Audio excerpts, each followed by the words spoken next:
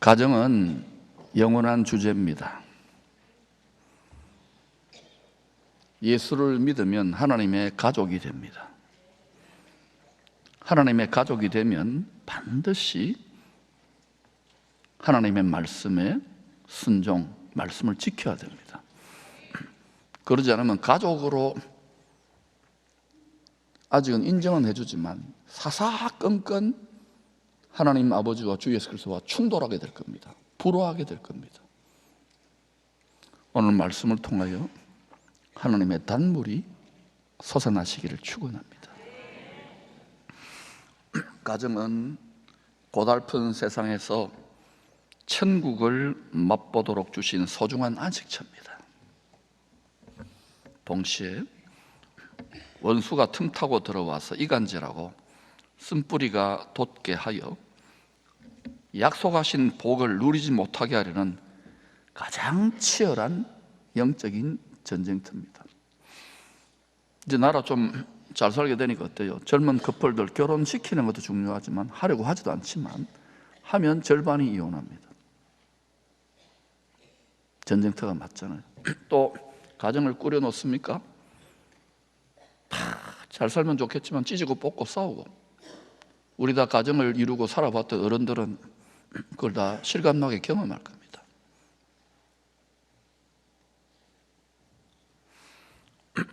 예수 믿는 하나님의 가족이 된 우리들은 우리의 육신으로 태어난 가정을 어떻게 이해해야 되느냐?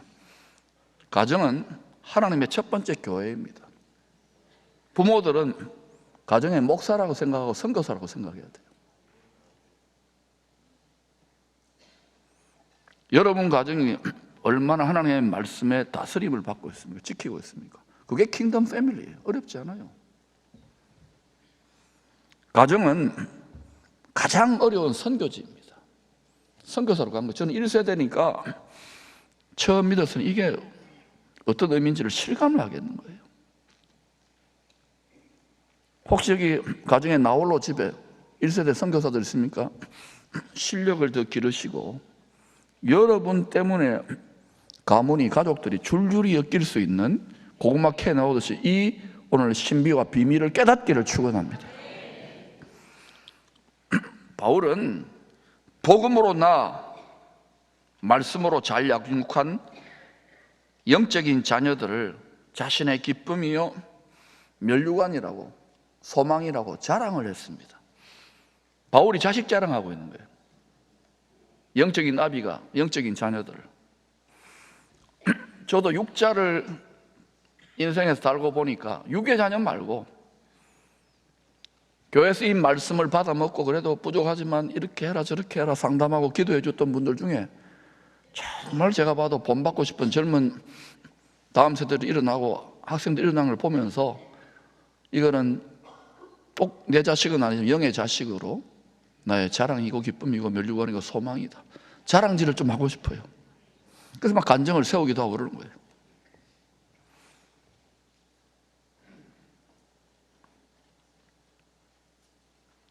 여기에 고생해서 자식들 잘 키운 부모님들 많습니다. 그 수고하시는 건 맞아요. 그러나 그 자녀들이 하나님을 여러분보다 잘 믿느냐는 거예요. 교회 겨우 왔다 갔다 정도가 아니라 그들이 하나님의 말씀의 통치, 성령의 능력을 순간순간 받으면서 이 세상의 문화와 이 가치관을 이기며 살고 있느냐는 거예요. 뿐만 아니라 여력이 되는 분들은 우리 가정은 잘 믿는다 이거 자랑하지 말고 교회 연약하고 어린아이 같은 성도들, 90이 돼도 어린아이들 있잖아요. 그런 사람들은 말씀으로 먹이고 기도하고 말 어때요? 잘 듣습니까? 육신의 생각을 따라 살잖아요. 말 더럽게 안 듣습니다. 그런데도 십자가의 사랑으로 인내하며 부모가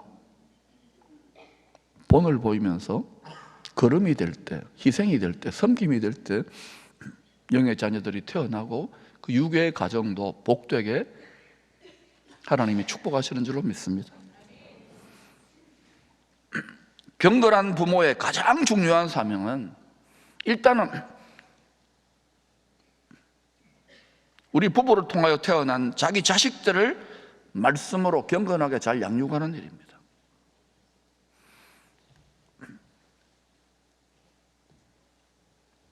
교회 학교 보낸다고 되는 게 아니에요. 집에서 사사건건 일상 속의 말씀을 가르쳐야 되는데, 여러분 얼마나 좋은 목사, 얼마나 좋은 선교사 역할을 하고 있습니까? 가정에서. 교회 와서 하려고 하지 말고 가정부터 하시기 바랍니다. 자기 가정을 단돌이 하지 못하고 교회에서 큰 소리 치는 분들, 자기 가정을 돌아보셔야 돼요. 이제 제가 참 궁금했어요. 근데 우리 목사님들, 부목사님들이 참 배울 게 많습니다. 목사님들 가정에서는 목사님들 자녀들을 어떻게 말씀으로 양육하는지 여러분 궁금하지 않습니까? 안 궁금해요? 궁금해요? 화영이 이리 와. 누구 닮았어요? 한번 일어나봐요. 아버지 한번 일어나봐요. 완전히 붕어빵이에요. 황하영 청소년 한번 간증 들어볼래요? 예. 예, 지금 어제 잠도 못 잤어요. 박수 한번 합시다.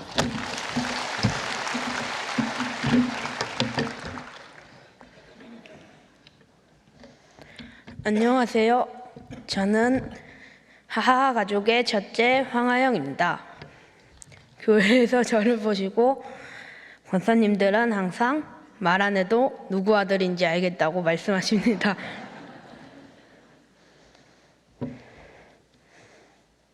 제가 태어났을 때 부모님께서는 아기를 많이 바라고 계셨다고 합니다.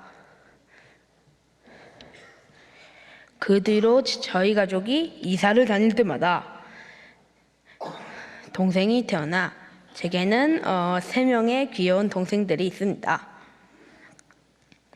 하지만 저는 아직도 동생이 또 생기기를 바라고 있습니다. 저는 대도 중학교에 재학 중입니다. 저는 우리 반에서 유일하게 핸드폰이 없습니다. 아마 전 교회에서도 핸드폰이 없는 학생은 저밖에 없을 것입니다. 그뿐만이 아닙니다. 제가 초등학교에 들어갈 때까지 저희 집에는 TV도 없었습니다. 지금도 텔레비전은 영어 영상을 위해서만 틀 수 있습니다. 저도 휴대폰이 갖고 싶을 때가 있고 TV가 보고 싶을 때도 있습니다. 등하굣길 친구들이 모두 휴대폰을 보고 있을 때 교회에서 친구들이 모여 휴대폰을 하고 게임이나 아이돌 이야기를 나누고 있을 때면 소외감이 들기도 하고 다른 사람은 다 있는데 왜 나는 없을까 하는 생각이 들기도 합니다. 어떤 분은 사춘기 아이에게 휴대폰이 필요하지 않냐고 얘기해 주시지만 괜찮습니다. 저는 그러려니 받아들입니다.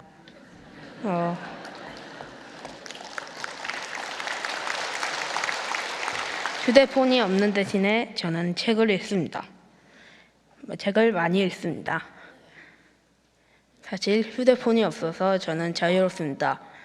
문자나 전화를 확인하지 않아도 되고 약속 시간에 늦어도 다들 그러려니 받아들여 주십니다. 그리고 저도 게임을 해봤는데 너무 못해서 오히려 안 하는 게 나은 것 같습니다.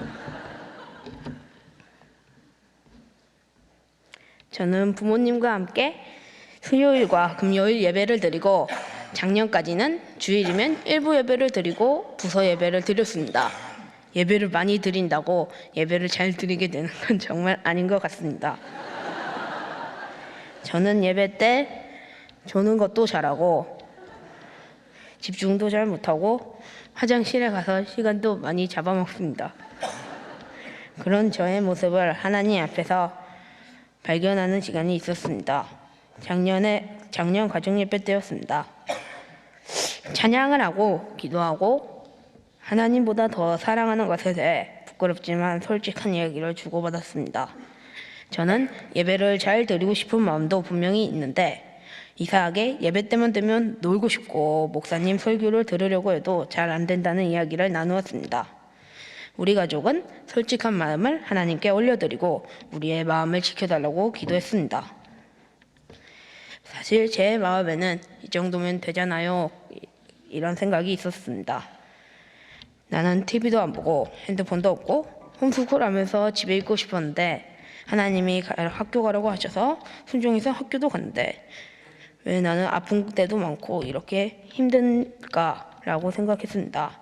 생활 선교사가 되어야 한다는 부담감과 그렇지 못하고 오히려 괴롭힘을 받는 제 현실이 고통스럽고 다음 세대를 위해 사역하시는 부모님께 저를 괴롭히는 친구들을 학교 폭력으로 신고해달라고 할 수도 없었습니다. 저는 담임 목사님 말씀대로 그냥 자빠져 잤습니다. 모든 것을 하나님께 맡겨들고 성부, 성자, 성령 하며 마음을 다잡았습니다. 그리고 저를 괴롭히는 아이들에게 전도지와 성경을 주며 다가갔습니다. 친구들은 고맙다며 친하게 지내자고 쪽지를 써주기도 했습니다. 제가 책을 많이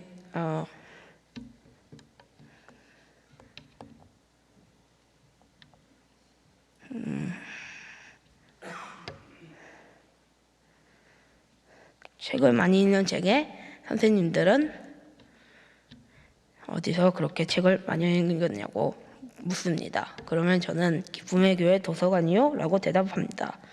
그렇게 대답하면 선생님들은 친구들도 데리고 한번 가보라고 말씀해 주십니다. 진짜 많이 힘들었지만 지나고 보니 눈치도 많이 생기고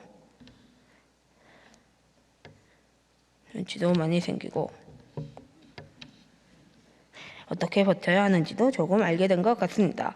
그리고 고생도 낙이다 하는 말도 무슨 뜻인지 알 것 같습니다. 기쁨의 교회 많은 분들의 기도와 관심, 격려 덕분에 지금은 학교 생활에 어느 정도 적응하고 부족하지만 학교 생활 선교사로 살아가고 있습니다. 저는 5살 때부터 목사님이 되는 것이 꿈입니다. 한 번도 바뀐 적이 없습니다. 저는 아버지 같은 목사님이 되고 싶었는데 이제는 박진석 담임 목사님 같은 목사님이 되고 싶습니다. 담임 목사님은 정말 따뜻하십니다. 저와 우리 동생들에게를 지나가면 항상 그냥 지나치지 않고 좋은 말씀을 해주시고 안아주시는 사랑이 많으신 분이십니다. 똑똑하시고 웃기시고 멋지십니다. 하나님 말씀도 잘 전하지만 세상에 대해서도 잘 아시고 공부를 잘하신 분인데 하나님을 가장 사랑하는 겸손한 분이십니다. 그래서 담임 목사님을 닮고 싶습니다. 우리 담임 목사님처럼 시대를 분별하고 성도를 사랑하고 말씀을 연구하는 목사님이 되고 싶습니다. 감사합니다.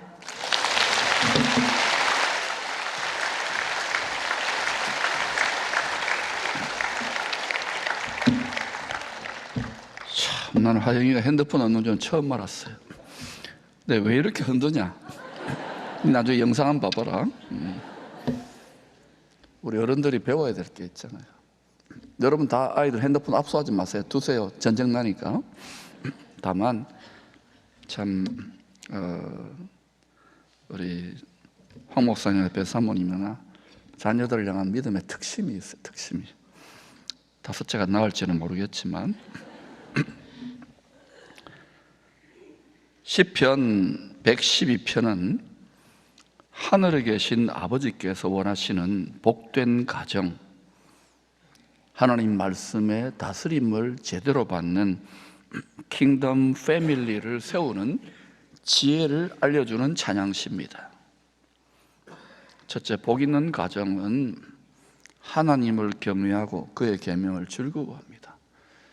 여러분, 세상 사람들, 세상의 평가는 복을 다르게 해석합니다. 돈 많이 벌었네, 좋은 직장 갔네, 성공했네, 인물 잘났네, 유명해졌네. 그거는요, 결국은 땅의 티끌에 묶여있는 생각이에요. 티끌처럼 갑니다. 순식간에 갑니다. 우리는 영원과 무한을 살잖아요. 이거 배워내는 게 평생 걸리는 거예요. 하나님 보시기에 복 있는 사람, 시편 112편 1절입니다. 같이 읽어보실까요? 시작. 할렐루야. 여호와를 경외하며 그의 계명을 크게 즐거워하는 자는 복이 있도다. 크게 즐거워해야 되는데 크게 즐거워지지 않는 거예요. 큰 기쁨의 좋은 소식을 받았는데 큰 기쁨의 좋은 소식이 왜 안 될까요? 뒷거래 육신에 묶여 있는 거예요. 이거를 끌어내도록 계속해서 하나님은 말씀의 칼로 또 인생 채찍 사람 막대기 여러 가지 시험으로 끊임없이 여기 소망 두지 말라고 하시는 거예요. 소망 두면 기도만 하고 목사가 돼 선교사하면 된다는 말이 아니에요. 이게 하나님 우선순위로 딱 되어질 때 그때부터 하나님이 거꾸로 역전하시면서 축복하셔요. 공급하셔요. 더하여 주셔요. 우리 자손들에게 이 비밀을 가르쳐야 되는데 사단이 지금 다 고만고만하게 낮은 수준의 신앙생활, 육에 속한 수준의 종교생활하는 곡식들만 바글바글한 거예요. 계명을 크게 즐거워한다는 말은 하나님의 말씀을 보물처럼 소중하게 여기는 것입니다. 여러분 하나님의 말씀 소중하게 여깁니까? 보물. 여기에 다 보물이 숨어 있어요. 모든 대답은 성경에 다 있습니다. 그리고 그 하나님의 말씀을 마음속 깊이 간절히 원하고 기뻐한다는 의미입니다. 우리끼리 하는 말이지만 예수를 믿는 분들 중에 이렇게 크게 기뻐하는 사람이 몇 명이 될 것 같습니까? 하나님 말씀은 거울입니다. 슬쩍 넘어가지 말고 고통스럽더라도 자신의 내면의 실상을 제대로 보고 수술받기를 축원합니다. 은퇴 후에 수도사로서 더 깊은 말씀의 샘을 파고 계시는 강모로 목사님 같은 분이 한 좋은 예가 될 것입니다. 그 새로운 수도원 영성을 한국교회에 접목한다고 엄청나게 고난을 막 죽을 고생도 몇 번 했어요. 그런데도 빼앗길 수 없는 즐거움, 빼앗길 수 없는 기쁨이 그분 얼굴에서 나타나는 걸요. 제가 한 두세 번 찾아뵙고 우리 교회 집회도 했잖아요. 돌파하고 나니까 새로운 차원이 열리는 거예요. 주님을 사랑하는 그 기쁨을 빼앗기지 않아야 되는데 내가 기뻐야 복음을 전하고 자랑해야 되는데 완전히 영혼은 가난뱅이 투성이에요. 돈은 좀 모았을지 모르지만 얼굴은 시커멓게 해가지고 하나님 말씀을 제대로 들여다보시기를 축원합니다. 예수 믿는 것이 육신으로 보고 세상으로 보면 굉장히 어렵게 보여요. 요거를 뛰어넘고 돌파하고 나면 그 다음부터는 마치 사람 천사처럼 살게 된다니까요. 이게 되지 않으면 물질만 쫓아가는 이 세상의 성공신만 쫓아가는 삶이 되면 밟힌다니까요.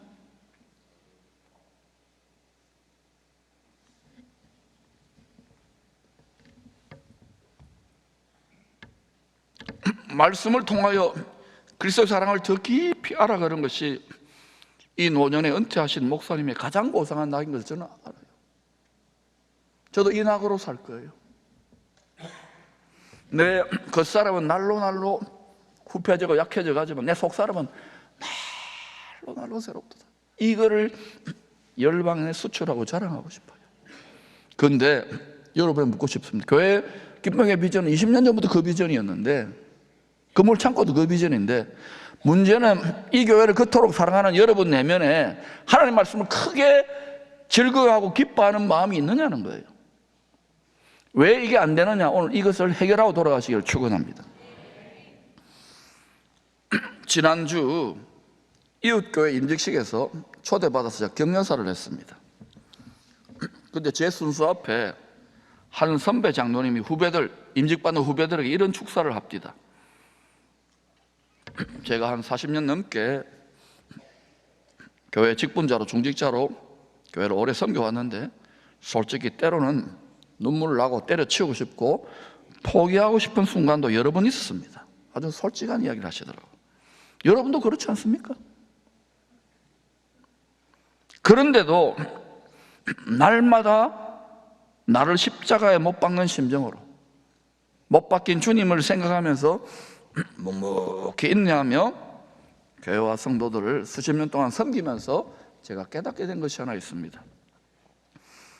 만약 오늘 임직받는 여러분이 교회를 섬기다가 성도들을 섬기다가 상처를 받거나 포기하고 싶을 때, 때려치우고 싶을 때 팔복 중에 가장 큰 복을 받기에 합당한 그릇으로 나를 하나님이 새롭게 빚고 계신다고 믿고 성경대로 순종해 보십시오. 이렇게 말하는 거예요. 큰 은혜 받았습니다.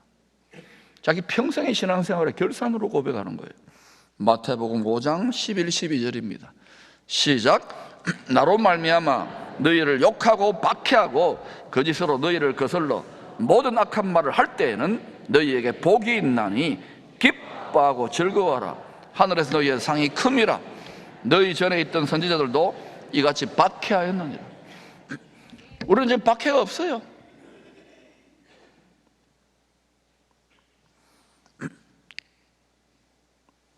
일 세대 신앙인들이나 좀 욕들을 먹지. 교회 나온다고 여러분 욕하지 않잖아요. 뭐 조금씩 이렇게 뭐 은근히 따돌림 하는 것도 있겠지만은, 너희를 욕하고 예수님 때문에 박해하고, 또 어때요? 거짓으로, 사람은 거짓말, 거짓의 아비의 길을 따라갔던 자들이기 때문에 예수 믿고도 이 습관이 잘 안 바뀌어요. 자기 편한 대로 말꼬리를 싹 돌린단 말입니다.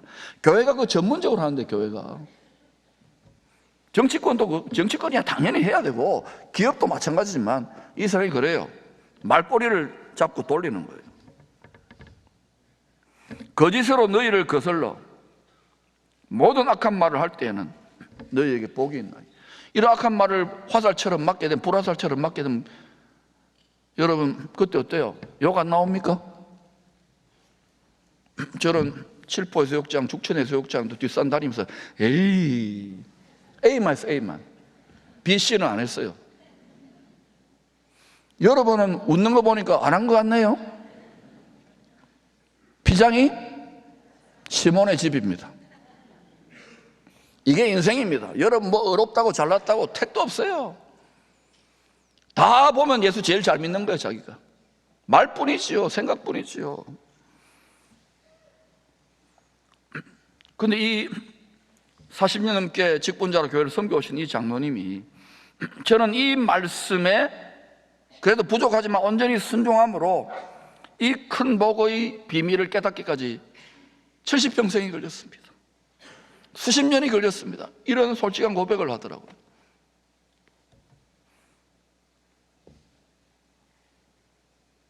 기뻐하고 즐거워 하늘에 너희의 상이 큽니다. 여러분 교회 섬기다 좀 힘든 말 듣고 어려운 일 겪으면 속에서 올라오지 않습니까? 기쁨의 교회인데, 저는 슬픔의 교회를 과거에 섬기면서 다 각자 소견과 육신의 생각과 육신의 감정과 육신의 쓴뿌리를 따라서 이렇게 말하고 저렇게 말하고, 저 달나라에 있는 슬픔의 교회에서 그런 일들이 일어났다 그러더라고요. 기쁨의 그런 일 하나도 없어요. 저는 이 말씀에 온전히 순종함으로 이 큰 복, 팔복의 가장 큰 복의 비밀을 깨닫기까지 수십 년이 걸렸습니다. 가만히 그분의 여러 가지 삶이나 자손들이나 사업을 보니까 하나님이 이걸 기쁘게 받으시고 축복하시는 거예요. 이걸 여러분 우리는 한평생 그릴 거 있습니까? 자손들에게 바로 직진해서 이 아이들이 본격적으로 사회생활하기 전에 이 큰 기쁨의 좋은 소식을 내 골수로 체득하여 전수해줘야 될 줄로 믿습니다. 지금 엄청난 기회의 때예요. 여러분 가운데 가정을 섬기다, 직장을 섬기다, 교회를 섬기다 상처받고 어려운 일 있습니까? 기뻐 즐거워해 보세요. 그렇게 못하는 합리적인 이유가 수백 수천 가지가 마음에서 올라올 겁니다. 그래도 해보셔야 돼. 왜 쳐서 복종합니까? 환도뼈를 쳐서. 특히 자기들이 잘 믿는다고 생각하는 분들 착각하지 마세요. 교만이에요. 순교를 한 것도 아닌데, 십자가에 못 박힌 것도 아닌데, 아무것도 아닙니다. 우리 섬김은. 후배 임직자 여러분, 그분이 하는 말이에요. 이 못난 선배보다는 여러분은 꼭 지름길로 가시기를 바랍니다. 제가 그분 다시 봤어요. 우리 교회 분은 아닙니다. 여러분, 왜 한 성도의 입에서 찬송과 저주, 단물과 썬물이 함께 솟구쳐 나올까요? 다 교회 앞에서 볼 때는 다 이러잖아요.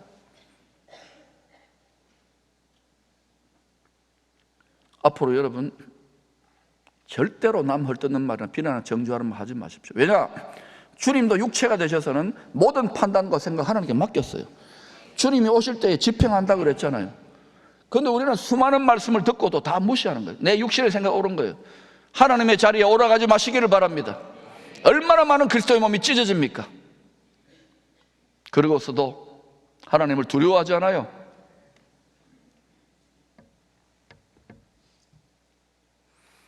왜 우리 한 사람 속에서 이게 단물과 썬물이 동시에 솟구치는 거예요? 여기 썬물이 있잖아요.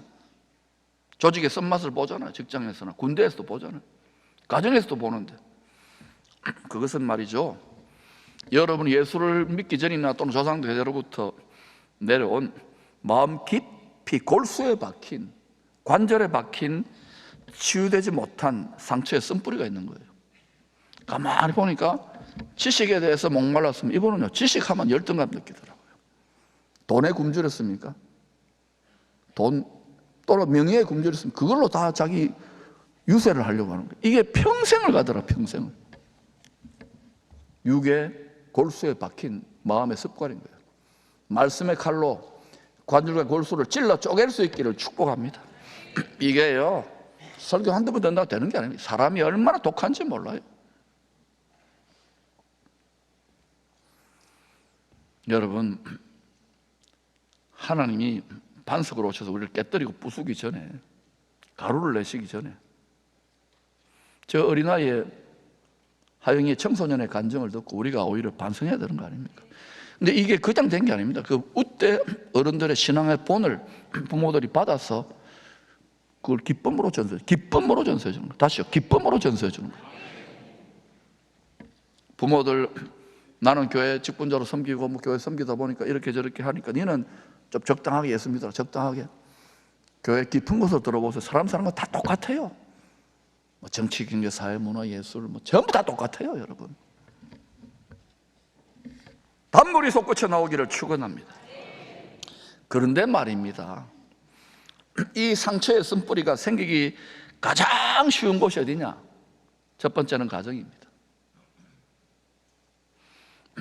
믿음의 가정, 여러분 얼마나 가정이 화목합니까? 저희 부부, 저희 가정은 한 번도 싸운 적이 없습니다.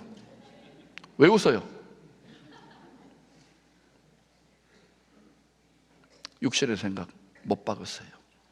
그래야 단물이 솟아나요. 가정에서부터, 부부관계, 자식관계부터. 시누이, 시금치, 시엄마, 시아버지가 건강 시금치처럼 달아야 돼요. 못 박으십시오. 그거를 인내하고 견디는 게 고통스럽지만 그게 오히려 지름길입니다. 그때 뭐 가정에 가장 힘든 선교지에 뭐 돌파가 있고 화목해 하는 말씀이 들어 화목의 생수 흐르지 단물이 솟아나지. 예수 믿고 제대로 생활 선교사 훈련이 안 되니까 집집이 다 예수 믿지면 어때요? 내가 그 영적인 수준이 안 되니까 가정의 왼수들이 드글드글하지 않습니까? 가문에. 정직하게 말해서 미안합니다만 나라는 더 하잖아요. 이게 왜 나라의 문제일까요? 일단은 잡고 보자입니까? 선을 악이다 하면 악을 선이다 하면. 교회는 여러분 뭐 나라 문제는 나중 문제고 우리 가정부터 십자가에 피 흘린 주님의 터전 위에 우리 가정과 개인과 삶이 세워지기를 바랍니다. 또한 열방을 축복할 기쁨의 교회도 마찬가지예요. 다시금 십자가에 피 흘린 터전 위에 교회가 새롭게 재건되기를 축원합니다. 이 뭐 크고 잘 지은 교회보다 더 중요한 것은 여러분 마음의 교회에 기쁨의 단물이 솟아나야 되는 거예요. 선물이 솟구쳐 나온다면 회개하고 각성하시기를 축원합니다.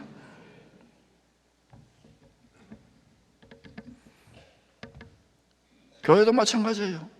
서로 사랑하자, 기대하고 처음엔 좋지요. 근데 어때요?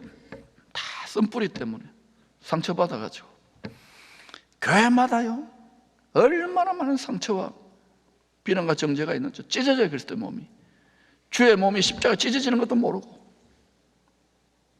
다 말씀의 가루가 될지어다. 그때 한 떡덩이가 되는 거예요. 왜 주님이 오시느냐고요? 제대로 그리스도의 한 몸 된 자들 다 부활하거나 들림 받고 나면 그때 이스라엘 남은 자들을 구원하기 위해. 성경을 읽어보세요. 이제 그 시즌이 점점 다가오는데도 이 세상이 천년만에 이렇게 될 것 같아요? 영원하신 하나님 말씀은 천지는 사라져도 옛 창조의 색한 세상은 하나님 말씀은 영원히 서게 되는데 그 말씀을 두려워 떨질 않아요. 배우질 않아요. 그것이 먹고 사는 문제보다 저는 더 중요하다고 생각합니다. 한 명이라도 제대로 믿고 한 교회라도 제대로 믿는 교회, 한 나라라도 한 도시라도 제대로 믿는 도시와 나라에 하나님 쏟아부어 주신다고요. 저는 이것을 쟁취해야 된다고 믿습니다. 여러분이 가정에서, 교회에서, 직장에서 또 이런저런 모양으로 마음의 상처로 인한 쓴뿌리가 생길 때 딱 때려치우고 싶고 화가 나고 눈물 나고 외롭고 자기 연민에 빠질 때 그때 누구를 생각해야 됩니까? 예? 죽기까지, 십자가에 다 찢어지기까지 피와 땀과 눈물을 흘리신 주님을 생각하세요. 그 우리가 겪는 거 아무것도 아닙니다. 쉬운 멍에가 맞아요. 가벼운 짐이 맞아요. 사람이 되신 분이 말이죠. 하나님이 복잡하지 않습니다. 그분이 나를 어떻게 사랑했는지를 생각하고 내가 그것으로 하나님과 원수되는데 1만 달러도 빚진다는 걸 생각하고 말씀의 혼이로 내 골수에 관절에 박힌 내 모든 생각과 마음의 습관들을 다 말씀의 곡괭이로 기도의 호미로 다 캐내가지고 다 뽑아내야 되는 거예요. 할렐루야. 혼자일 때는 말입니다, 때로 여러분 강추합니다. 너무 눈물 나고 답답하고 막 이렇게 이럴 때는 어떻게 되냐, 제가 많이 해봤으니까 바닷가 사니까 좀 약간 미엄치연 니언으로 생각하셔서 제 방에서 사모도 모릅니다. 탁 문 끌어 잠그고 내가 막 천사라고 생각하고요, 하늘을 나듯이 눈물이 막 쏟아져요. 그러면서도 기쁨의 춤이라도 춰보는 거예요. 예수님이 좋은 걸 어떡합니까? 좋기는 더욱 섬길수록 더 귀한 주님, 더욱 사랑할수록 나를 고생시키고 나를 외롭고 힘든 길로 가는 그 주님. 우리는 육체 속에 있기 때문에 이 정도밖에 안 된단 말입니다. 박사를 하고 수십 년 수백 년을 믿어도 이것밖에 안 돼요. 인간은 오직 주님 한 분만 그 길을 가신 거예요. 육의 생각과 전혀 다르잖아요. 그 좁은 길을 기쁨으로 걸어갈 때 우리 어깨를 딛고 우리 자손들은 한평생 수십 년 걸리지 않고 지름길로 돌파할 줄로 믿습니다. 우리가 주의 계명, 좁은 길의 계명, 주의 멍에의 계명을 기뻐하고 즐거워하게 될 때에 그들을 통하여 새로운 시대와 하나님의 더하여 주신 은혜가 나타난단 말입니다. 말씀대로 나의 자아를 쳐서 복종시킬 때 쓴뿌리가 뽑혀나가요. 이거 해보세요. 쓴뿌리 자꾸 뽑혀나갑니다. 뿐만 아니라 내 마음 깊은 곳에서 십자가의 피로 죽기까지의 사랑의 은혜의 단물, 사랑의 단물이 솟구쳐 나오기 때문에 그때부터 어떻게 되느냐, 단물이 솟아나는 역전의 기적이 체험되어지기 시작해요. 그때 진심으로 중심으로 좁은 길을 걸으며 밤낮 기뻐하게 되는 거예요. 가정의 평화를 위해 교회 한번 나와주는 정도가 아니라, 저는 제가 맛보기 때문에 자랑질하는 게 아닙니다. 여러분에게 이 귀한 선물을 이식시켜드리고 싶은 거예요. 근데 대가지불을 주와 함께 박혀야 돼. 못 박혀야 돼. 이걸 기쁘게 여겨야 돼. 아까 청소년도 어때요? 하나님 내가 핸드폰도 안 보고 이 정도 하면 되는 거 아닙니까? 이런 소리 나올 거예요. 그런데 지혜로우신 아버지는 더 가야 된다는 거예요. 이제는 하나님이 복을 아끼지 않아요. 인생에서 그렇습니까? 진짜 말씀대로 해야 열방을 섬길 수 있단 말입니다. 아멘. 두 번째, 말씀을 쓴뿌리를 뽑아내고 크게 즐거워하는 부모는 그 자손들에게 복된 신앙의 유산을 물려주게 됩니다. 우리 80년 가까운 교회 가만히 들어보면 그때 정말 일제 해방되고 정말 없는 때에 6.25 전쟁까지 그때 목사도 뭐 별로 없었어요. 말씀도 몰랐어요, 지금까지. 그런데 그때 그분들의 향유가 깨뜨린 그 희생의 섬김, 정직하게 말하면 지금은 그런 어른들이 없습니다. 그 주인이 없어요. 다 그 뭐 우리 할아버지, 할머니, 우리 아버지, 엄마 잘 믿었다. 교회에 새로운 십자가의 스피릿의 믿음의 조상들이 되시기를 축원합니다. 크게 즐거워하는 부모는 그 자손들에게 복된 유산을 물려줍니다. 내 육의 자녀 잘 되고 직분 갖는 게 중요한 게 아니에요. 내 자녀가 아니라도 누군가가 잘 믿으면 기뻐하고 이뻐하고 하나님의 자녀가 되게 해야 되고, 여러분이 육의 자녀들에게 말씀으로 나무라고 양육하고 해보니까 말 안 듣잖아요. 세상과 육신이 전부 다 있냐? 집에서 계속 가르치지 못했던 거예요. 본이 못되었던 거예요. 교회는 겨우 나와줄 줄 모르고 직분은 뒤집어 쓰고 있는지 몰라도. 시편 112편 2절입니다. 같이 읽어볼까요? 시작. 그의 후손이 땅에서 강성함이여 정직한 자들의 후손에게 복이 있으리로다. 이 정직하다는 말은 거짓말하지 않는다 이런 정도가 아니라 하나님 말씀에 올곧게 순종한다는 말, 일관되게 초지일관되게 순종한다는 말이에요. 온전하게 행하는 자 같은 말입니다. 잠언 10장 7절입니다. 시작. 온전하게 행하는 자가 의인이라 그 후손에게 복이 있느니라. 오직 믿음으로 사는 거예요. 세상을 거꾸로 살듯이 하나님 말씀에 딱 결혼한 것처럼, 말씀과 결혼한 것처럼 계속 그렇게 사는 거예요. 그러면서 다가오는 연단과 시험을 기쁘게 여기면서 돌파해가는 그의 후손에게 복이 있다는 거예요. 저는 이 복을 우리 육의 자녀만이 아니라 여러분의 자손들에게 물려주기를 원하는 거예요. 이것이 기쁨의 교회 사명인 줄로 믿습니다. 우리는 오랜 세월 걸렸지만 그 아이들은 지름길로 가야 되는 거예요. 세상이 얼마나 빠르게 변화되고 있습니까? 바나 리서치 그룹 조사에 하면 미국의 경우 부부가 함께 꾸준히 신앙생활을 할 경우 자녀가 성인이 되어서도 신앙을 지킬 확률이 70%, 75% 이상이랍니다. 부모 중에 한 사람만 신앙을 지킬 때는 33% 미만으로 확 떨어집니다. 부모가 자녀들과 말씀으로 대화를 꾸준히 나누는 경우에는 자녀의 청소년기 신앙 이탈률이 20% 이하라고 합니다. 부모와 자녀의 정서적 유대감이 78% 이상 꾸준히 말씀 안에 대화 나누는 가정은 부모와 자녀의 신앙적 정서적 유대감이 공통부모가 있으니까 78%, 80% 가깝다고 합니다. 반면에 신앙교육을 교회만 맡기고 집에서는 그냥 방치한 가정의 경우에는 청소년기의 신앙 이탈률이 60% 이상이라고 합니다. 미국은 더 세속화가 됐잖아요. 부모와의 정서적 유대감도 훨씬 낮아요. 실컷 고생해가지고 기버리 말로 할게 쇠 빠지게 돈 벌어가지고 아이들 뒷바라졌는데 부모 1년에 한두 번 전화 오지도 않는 데가 미국 아닙니까? 한국은 어때요? 지금 그 길을 닮아가고 있지 않습니까? 예수도 안 믿는 가정이 미국에서 수두룩 가잖아요. 부모와의 정서적 유대감도 훨씬 낮아요. 주위에 존경할 만한 믿음의 선배들의 가정을 여러분 잘 관찰해 보세요. 제대로 저기는 향기가 난다, 그래도 뭔가 다르다, 이런 가정들을 보면은요, 다 한결같이 그 가정에는 누군가가 향기로운 희생제물, 밑거름이 된 부모나 자식이나 누군가가 있어요. 그거 없이 그냥 여러분 뭐 믿음의 가정을 세워, 믿음의 명문가를 세운다? 어림없습니다. 그거는 위에 옛날에 뭐 우리 할아버지 같은 우리 할머니 같은 그것만 울고 먹는 거예요. 이제는 그분들보다 더 잘 믿어야 되는 시대인데. 주위에 존경할 만한 믿음의 선배들의 가정을 잘 관찰해 보세요.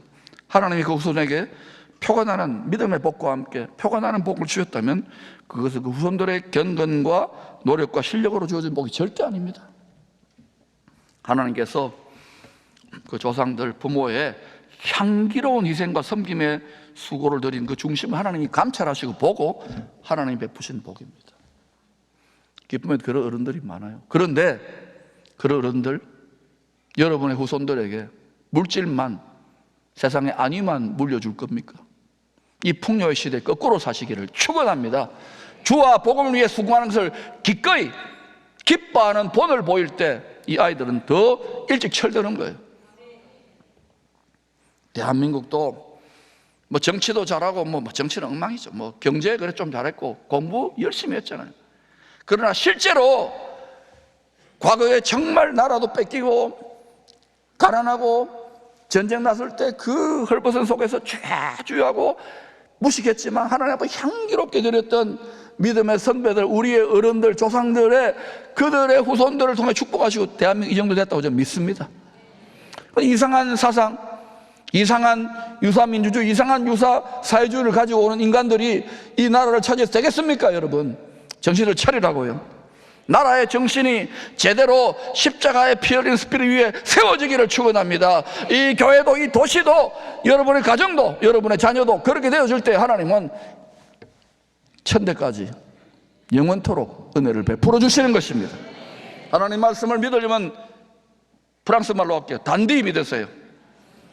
세 번째, 공의를 겸한 부와 재물을 더해 주실 것이라고 합니다. 부와 재물, 공의를 겸해요. 시편 112편 3절과 9절입니다. 시작. 부와 재물이 그의 집에 있으며 그의 공의가 영구히 서 있으리로다. 그가 재물을 얻어 빈궁한 자들에게 주었으니 그가 영구히 있고 그의 뿔이 영광 중에 들리리로다. 여러분, 정직하게 여러분 자신을 점검해 보세요. 하나님과 재물을 겸하여 섬기고 계시지 않습니까? 그런 예배, 그런 경배, 그런 헌신을 하나님이 향기롭게 기쁘게 존경하면 인정받을 것 같아요?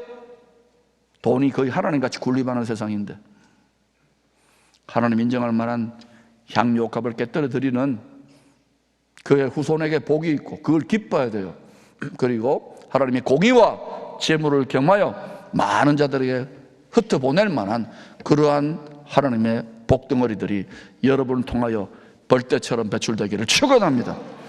저는 여러분이 이 꿈을, 이 장부의 대장부의 꿈을 가지기를 축복합니다. 이 뿔이라는 뜻은 하나님께서 맡기시는 능력, 명예, 존귀와 왕권을 말합니다. 예수님이 죽기까지 하늘에 계신 왕 아버지의 뜻에 복종했더니 하늘과 땅의 모든 권세를 맡기시고 그 뿔을 모든 것들 위에 높이신 것과 똑같은 거예요. 자격이 있는 자, 하나님의 자비와 그 사랑과 십자가의 사랑과 공의의 마음을 품은 심부름꾼들에게 맡기시는, 하나님이 맡기시는 권세와 영광과 존귀와 부와 재물인 거예요. 축복인 거예요. 여러분 마음이 그리스도의 마음과 얼마나 일치되는지요? 날마다 못 박혀야 되지 않겠습니까? 이들이 장차 죄와 사망이 없는 영원한 영광의 나라, 이 땅에서가 아닙니다. 메시아의 왕국뿐만 아니라 죄와 사망이 없는 영원한 아버지의 나라에서도 주와 함께 왕들과 제사장들로 왕노릇할 택함 받은 자들입니다. 청함을 받은 자는 많지만 이 택함을 받은 자는 적어요. 이들이 어린 양의 아내 그리스도의 돕는 배필이 될 것이고 이들이 하나님의 소유가 된 백성, 왕 같은 제사장, 장자로 칭함을 받게 되는 것입니다. 이왕 한번 믿는 것, 여러분의 남은 생에 특별히 부모님들, 인생의 산전수전 공중전 겪은 분들, 자손들과 우리의 후손들에게 더 복된 축복의 역사를 열기 위해서 제대로 주와 함께 십자가에 못 박히는 걸 기꺼이 여기는 이러한 은혜가 오늘 이 찬양과 기도 가운데 돌파구가 열리기를 축원합니다. 주님이 다시 오실 때는 노아의 때, 롯의 때와 같을 것이라고 했습니다. 반드시 이 일은 일어납니다. 100년 가까운 세월을 묵묵히 인내로 순종하며 함께 물심판을 이길 방주를 짓는 삶을 헌신했던 노아의 가정의 끝을 생각해 보세요. 끝이 좋아야 돼요. 불심판이 임할 것을 전혀 모르고 살았던 조카 롯의 가족을 위하여 간절히 포기하지 않고 눈물로 기도했던 아브라함 가정의 끝을 생각해 보세요. 노아를 본받으십시다.